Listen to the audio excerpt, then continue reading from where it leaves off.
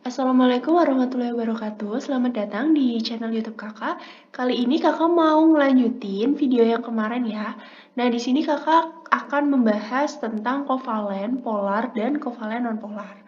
Oke, jadi di sini Kakak kasih contoh dua senyawa, yaitu ada HCl dan juga ada CO2. Nah, untuk HCl sebelumnya kita konfigurasikan dulu ya, teman-teman ya. Kita konfigurasi H di sini punya nomor atom 1 dan Cl 17. Kita pakai konfigurasi kulit aja ya, yang sederhana.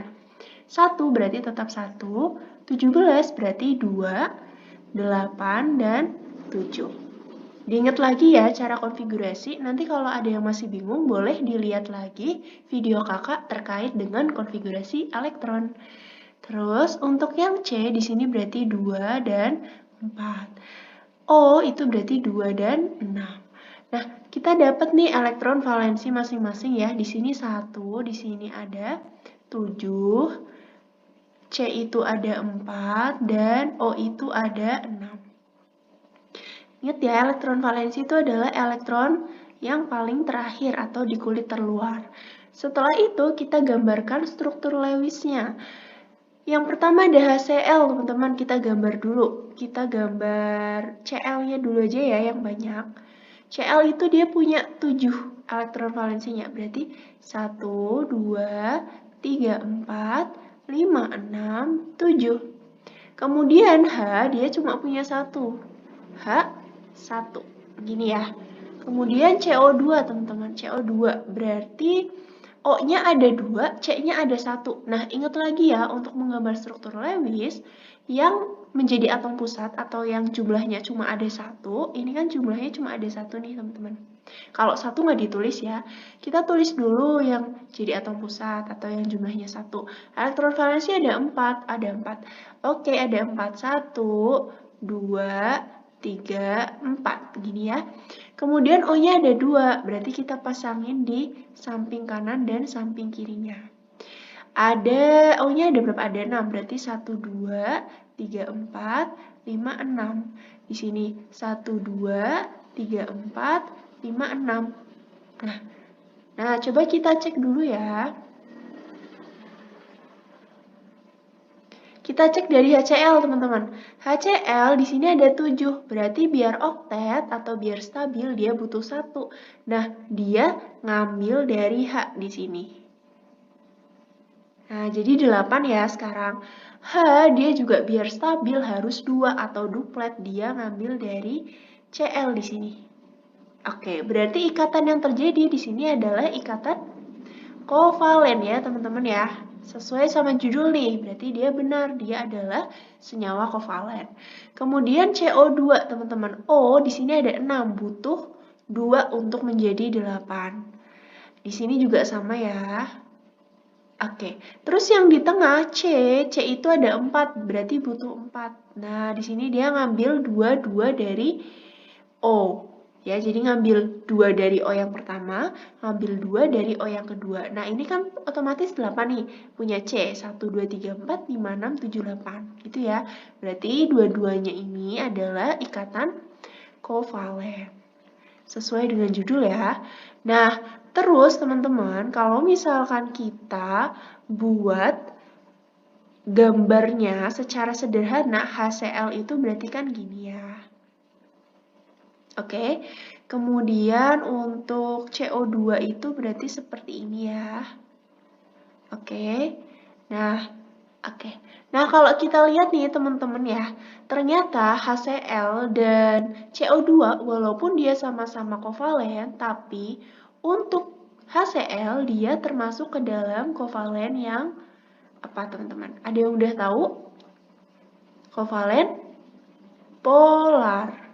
Sedangkan CO2 dia adalah kovalen nonpolar. Nah, kenapa tuh teman-teman? Oke, yang pertama karena HCl di sini dia itu punya beda keelektronegatifan teman-teman. Atau ada satu sisi yang dia itu jauh lebih negatif daripada sisi yang lain. Kalau misalkan teman-teman lihat di Cl, nih lihat di Cl, dia tuh punya elektron banyak teman-teman. jauh lebih banyak dibanding H. H di sini kan dia nggak ada ya yang nggak berpasangan ya. Kalau Cl di sini ada elektron-elektron yang tidak berpasangan.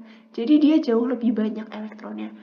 Otomatis suatu atom yang punya elektron jauh lebih banyak, dia akan cenderung menarik elektron lagi teman-teman.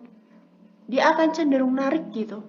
Nah, jadi di sini tuh diibaratkan ada beda keelektronegatifan. Jadi seolah-olah itu ketarik ke arah Cl, teman-teman ya.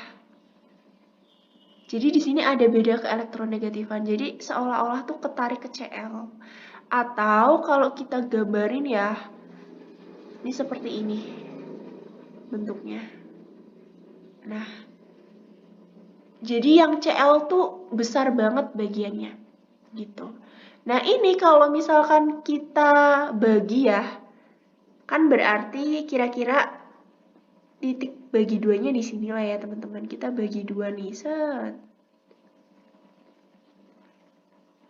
Ya, anggap aja di sini ini ya teman-teman ya, lurus ya. Kalau misalkan kita bagi seperti ini, apakah garis yang barusan kakak buat adalah sumbu simetri? Tidak ya, ingat lagi, kalau sumbu simetri, ini nyampur matematika sedikit. Jadi kalau sumbu simetri kan dia harus tepat ya, tepat menutup ya, tepat menutup lah intinya gitu ya. Nah ini kan enggak teman-teman, beda kan, sini lebih besar, sini lebih kecil, berarti kan enggak tepat gitu ya.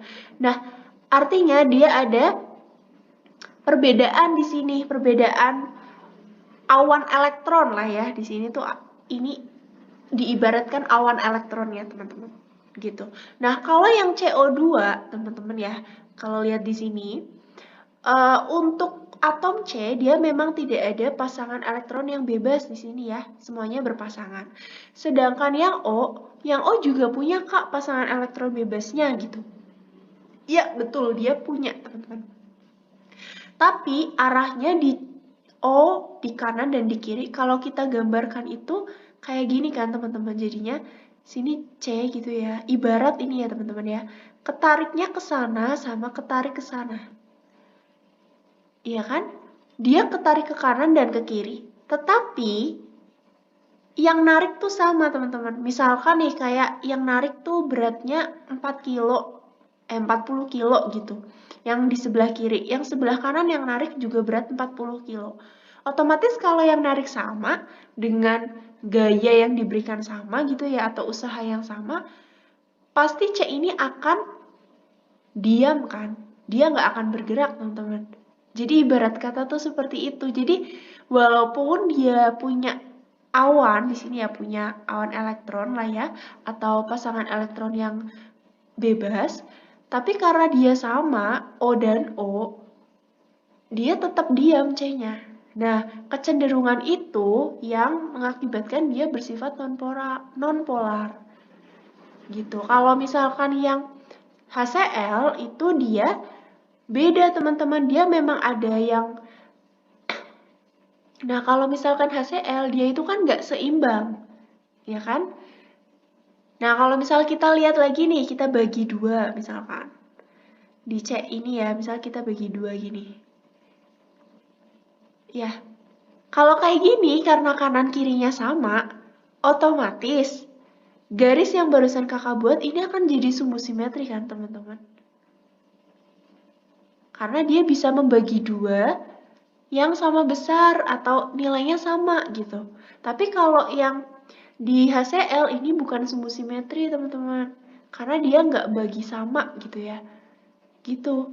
Jadi berarti apa dong kesimpulannya untuk perbedaannya? Mempunyai pasangan elektron bebas. Jadi pasangan elektron bebas itu pasangan elektron yang dia nggak ikut berikatan ya teman-teman ya.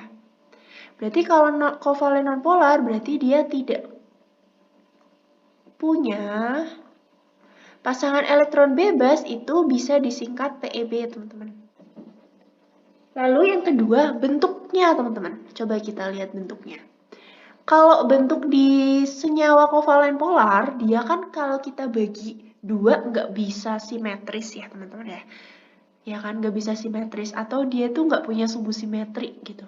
Lah, berarti bentuknya adalah asimetris. Sedangkan kovalen nonpolar, dia punya bentuk yang simetris, karena dia punya sumbu simetri tadi. Oke, nah yang ketiga, ini juga bisa dilihat dari harga keelektronegatifannya teman-teman. Karena di sini kakak nggak cantumin nilai keelektronegatifan dari masing-masing atom, nggak bisa kita lihat ya. Tapi kalau misalkan nanti di soal itu ada data keelektronegatifannya, kalian langsung kurangin aja teman-teman. Antara, misalkan contoh ya, H sama Cl nih, misalkan H sama Cl, ini keelektronegatifan A, ini B. Nah, teman-teman langsung selisihin aja gitu ya. Misalkan C sama O juga, langsung selisihin aja teman-teman. Nah, kalau yang harga keelektronegatifannya tinggi, dia termasuknya kovalen polar. Tapi kalau dia harga keelektronegatifannya rendah,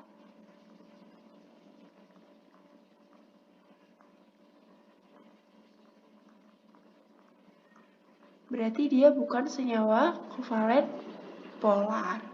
Paling gampang sih nanti kalian adalah melihat nomor 1 dan nomor 2 ya, teman-teman ya. Paling gampang kalian membedakannya lihat nomor 1 dan nomor 2. Sekarang coba kalian cari ya teman-teman untuk senyawa HF, kemudian senyawa CaCl2, dan senyawa H2. Coba dicari ya, termasuk senyawa satu lagi, N2. Mana yang senyawa kovalen polar, mana yang senyawa kovalen nonpolar. Coba ya, teman-teman dicari ya. Oke, segitu dulu.